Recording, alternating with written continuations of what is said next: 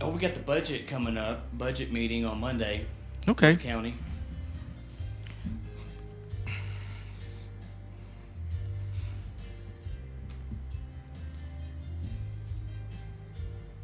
J-O-E-K-L-P Georgia.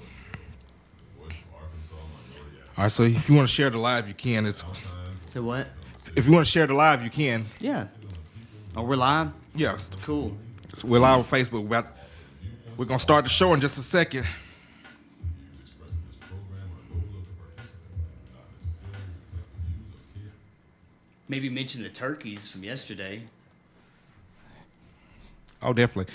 KLK 102.5 FM. Good afternoon to you on your Friday. It's November 17th, 2023. This is a special evening edition of Community Conversations, and we have joined us in the studio Justice of the Peace for District 2, Garrett Barnes, who just recently found out that he will not have an opponent for this upcoming election next year.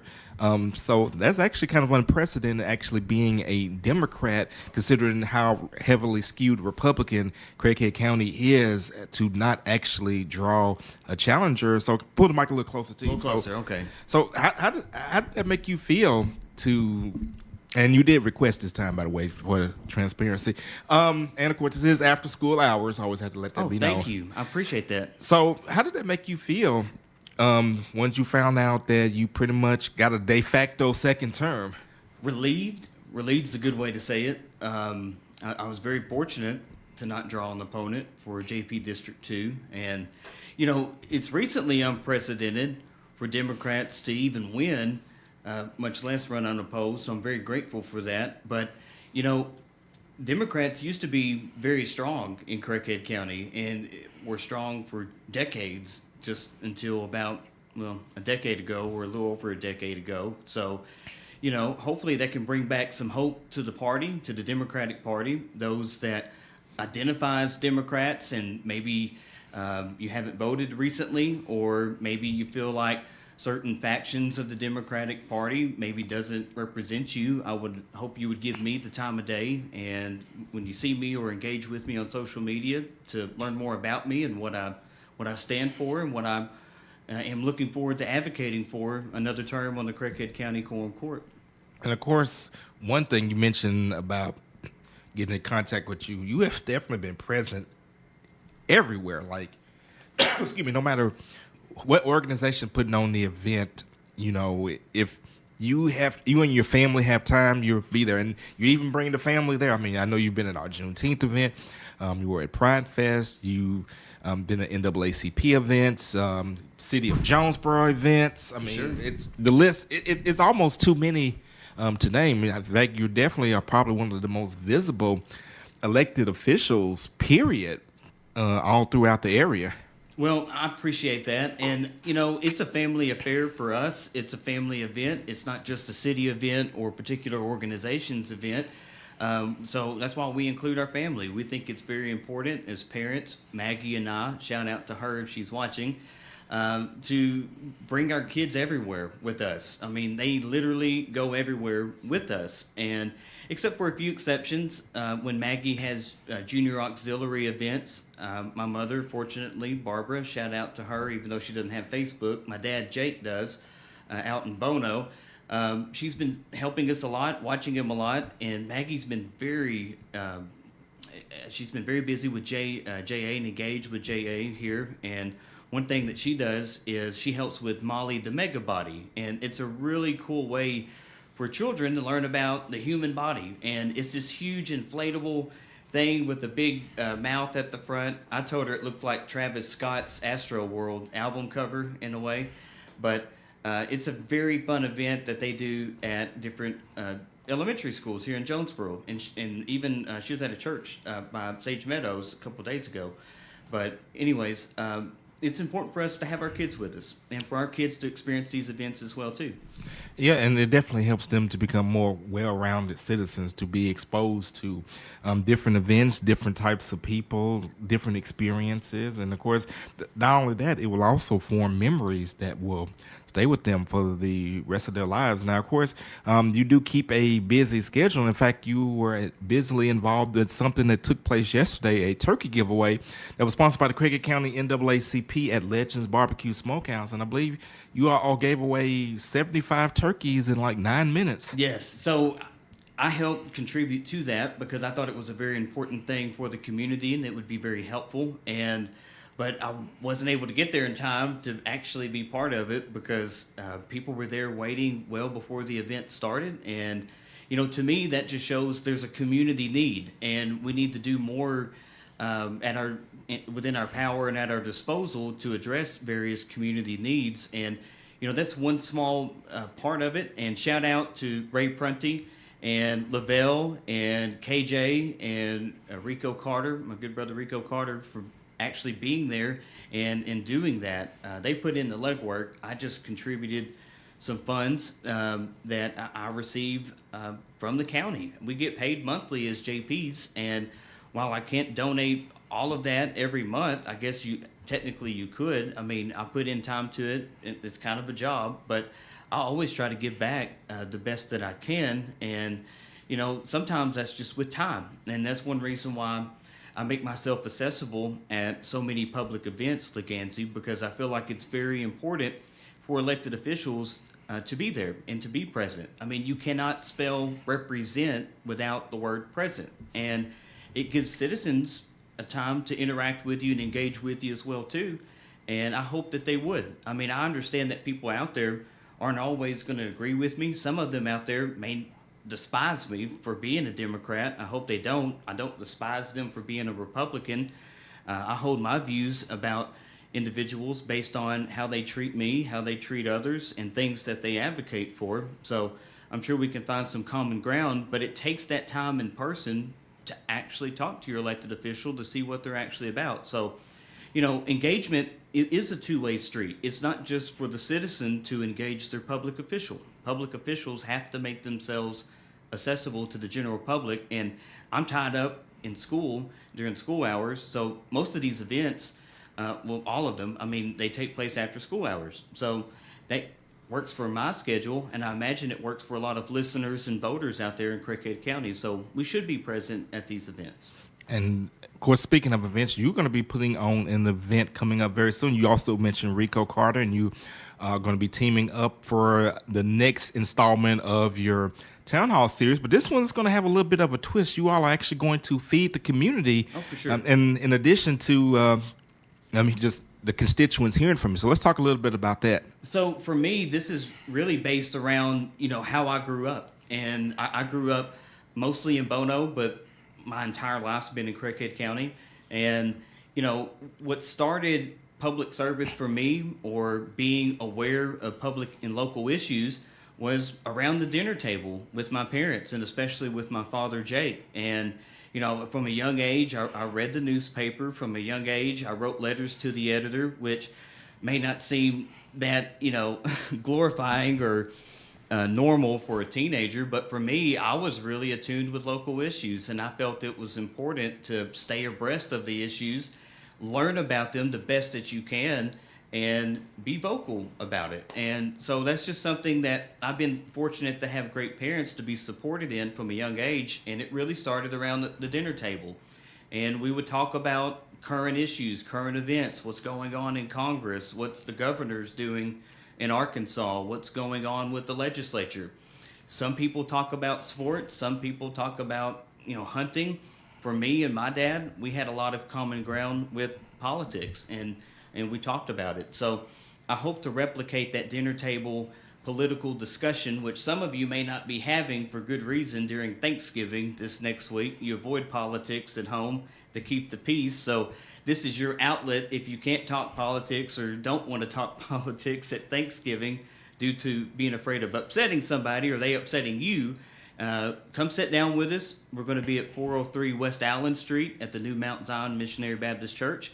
And we're going to have fried turkey. We're going to do creamed potatoes. We're going to have some rolls and green beans, and may or may not have dessert. I don't know. What about dressing? We kind of we want to keep this, as economical as possible. Y'all can keep it simple. I got you. I thought creamed potatoes would be good, but hey, we can substitute that starch for dressing. No problem. Well, hey, I'm gonna lead it up to Rico and the professional cooks. Maybe we can get some comments on this live. Do you want creamed potatoes and gravy, or do you want homemade chicken and dressing? I just So, want to eat. I'm gonna eat whatever's in front of me. I'm gonna eat Let's it have that a day. let's have a KLK poll on All right, that. so if you're watching on the Facebook Live or if you watch this later, go ahead and drop your comments. What would you rather have at the community event? Would you rather have potatoes or dressing? Of course, we didn't give the date. What is the date of this It's event? December 7th at 5:30 p.m. December 7th at 5:30 p.m. at So, the, and you can also do a heart on this live stream Oh, for dressing. Chris Engel says both. Okay. All right. Well, it's one or the other, sir. May have to do half and half. I don't know. I don't know. That's a different half and half. But so we're going to eat first, and then we're going to have some little index cards or something like that on the table, and it'll be different questions. And I'm going to steal Native Brew Works' little idea at their Friendsgiving.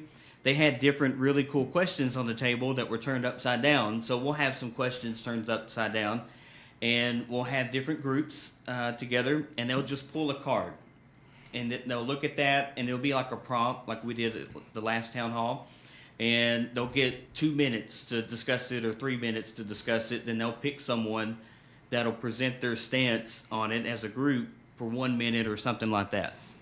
And we'll go around and keep going around. And That's episode- after we eat, because I don't want to get in between, eating. Yeah, and plus, I think you're in a little bit better mood to discuss issues on a full stomach than on an empty stomach. Yeah, If you- I mean, I tend to sometimes, especially after Diet Coke, I belch a lot, so that might make it a little difficult. But I don't think so. I think it'll be a real laid back, fun time. I just really need people to RSVP through my Facebook page, so that way we know how much to cook. We've been averaging about 25 to 30 at our town halls. The last town hall had the biggest attendance, so I was really appreciative of that. That's a good sign to see that your third one had the most attended, so that's good. But help us know how much to have for that, and then And of course, that's JP Garrett Barnes on Facebook. So you can go on that page, and there's a link there. You click on it, just simply say, "Hey, I'm coming," and Yeah. then you're good to go. I'll make an event this weekend now that we're off for Thanksgiving, and then that'll help RSVP as well too. So there you go. And of course, it is free to the public. So you get a free meal, and you get the opportunity to fellowship with your fellow constituents, and you get to interact with your JP, ask questions. And of course, Garrett is always willing to answer your questions about what's going on with the Quorum Court, because that's what he does. So, in fact, we're going to transition into that. So what is the latest with the Quorum Court? So I would think the most important thing the public needs to know about now, and hopefully they're interested in, is the budget for 2024. That's now on the county website. You can go to my Facebook page to pull that up. You can go to my website, Barnes, BARNES.com to see how to get to that. Or you can just go to Google and type in Craighead County, Arkansas, space agenda, and the first search result you get back, you click on that link, scroll down to where it says proposed items 11/20/23. Click on that. That will contain the proposed budget for this upcoming year. Okay, so were there anything in this budget that you pushed for or advocated for? So we don't meet with the we could schedule an appointment to meet with the judge, and like department heads do, but the county has a process for its budget where it'll hear from each different department, ranging from courts to circuit clerk, treasurer, collector, assessor, sheriff, road department, etc. And then I haven't been to those individual meetings myself, but I imagine they'll bring a needs and they'll bring a want list, or maybe they'll bring a budget from this year and talk about revisions for next year, something like that, where they convey to the judge what they got to have and things that they'd like to have. And then the judge has to discertain all of that information along with his assistant county judge and come up with a budget proposal. And I'm sure they use other staff as well too, such as purchasing agents and maybe HR, etc. So as a team in an office, they come up with a budget. So moving forward, I think that would be an interesting concept for a JP to meet with the judge as the department head of that particular district. And I think that's certainly pertinent and something that Marvin Day and I have enough mutual respect for, that moving forward, now that I am unopposed and will remain on the Quorum Court, thankfully, that we can start meeting in that capacity together, similar to what these others are doing as department heads, but not as much detail, more broad things about that district, in the county as a whole with what we can do through annotated code. Okay, so what is the kind of like timeline for like when does the budget actually have to be passed? So it needs to be passed before the end of 2023. And it could be passed at this upcoming meeting. I mean, there's parliamentary procedure for that to pass it if the JP so fit. But it does take a 2/3 majority or higher to pass the county budget. And, you know, that annotated code that we have as legislative powers of county government, 14-14802, Section A and B, it's divided up into two parts, Leganzi. The first one is the shall, and then the second is may. And it may, pun intended, surprise a lot of listeners out there what that may section or the B section contains. It contains things ranging from job training services, from economic development to pest control, which mosquitoes would fall under that. Roads is, I mean, it's a big thing for Craighead County, but roads is in the may. It's not a shall. And in Craighead County, we're restricted with the revenue that we receive from the road millage. That's true, and it can only be spent on roads, but we also have other appropriation means as well too. That's not just property tax, it's the sales and use tax. And the quorum court can set those percentages against the sales and use tax on where it will be appropriated and where it will go. So, for example, right now, that portion of the budget is 50% to county roads. So county roads receives a mill of 2.1 mills in the county, plus that 50% of that unrestricted revenue from sales and use tax. So it's a lot. And in roads, the sales and use tax portion, that's for a may function of county government. So, you know, I think we got to have a targeted approach, and what I want to advocate for here right now and hereafter is a more collaborative approach between the county and all cities in Craighead County.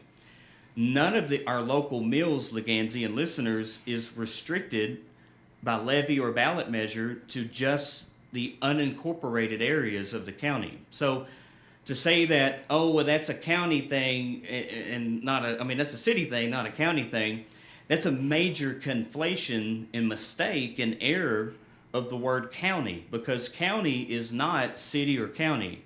They're both when you're a county, because you have cities within your county. What it is a breakdown of unincorporated and incorporated. So for listeners out there, incorporated is anything within a city's geographic spatial boundary. Everything out of that is in the county is unincorporated. So for decades, the fallacy has been to focus nearly entirely on these unincorporated areas. And there's some validity to that. They don't have a city council, but we also have cities within the counties. So we can't put this overemphasis, in my opinion, on the unincorporated areas and this dismal attention as a whole and systematically over time for decades on unincorporated, I mean, in incorporated areas. We got to collaborate with cities on these things, and we can do that through the budget.